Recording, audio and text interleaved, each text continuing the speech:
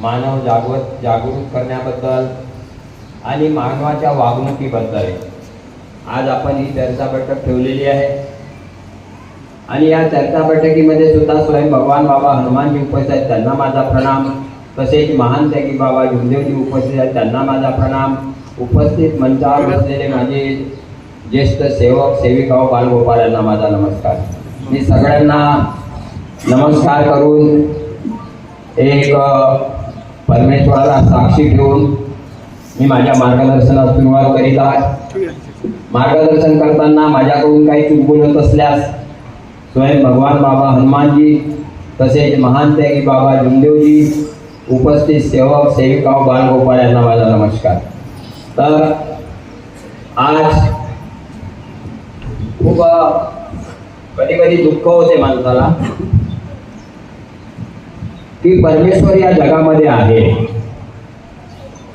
परमेश्वर जगामध्ये आहे।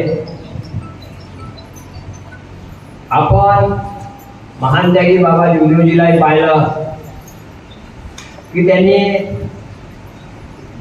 त्यांच्या परिवारावर असलेल्या दुःखासाठी सुरुवातीपासूनच ते हनुमानजीची सेवा करायचे, देवळात जायचे, हनुमान चालीसा वाचायचे, दुनिया काही त्यांनी अनेक देवी देवताला मानायचे, परंतु कुठेही काही समाधानी मिळत नव्हते। भगवंत म्हणजे हा खेळ नाही। आपल्याला असं वाटते की एक आपण घरी चित्र लावून टाकलं आणि त्याला अगरबत्ती लावली म्हणजे भगवान आपल्याला पावलं, असा त्याचा उद्देश होत नाही। आता देगा हरी अंगावरी मनी नाही भाव म्हणे देवा मला भाव देव अशाने भेटायचा नाही, देव बाजाराचा भाजीपाला नाही। आपण लावतो, अगरबत्ती लावतो, नारळ फोडतो, कोंबडा देतो, बकरा देतो, पण खरोखरच आपल्या मनामध्ये काय भावना काय आहे आपल्या?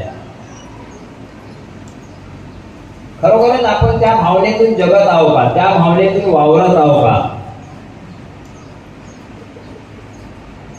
हा मेन मुद्दा आहे।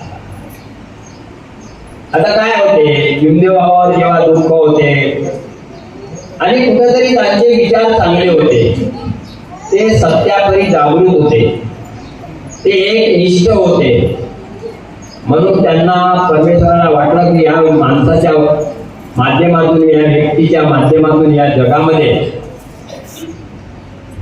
आपण कुठेतरी गोरगरीब लोकांची सेवा झाली पाहिजे, कुठेतरी दुःखी दारिद्र्य लोकांचं जीवन चांगलं झालं पाहिजे, कारण लोकांना अजून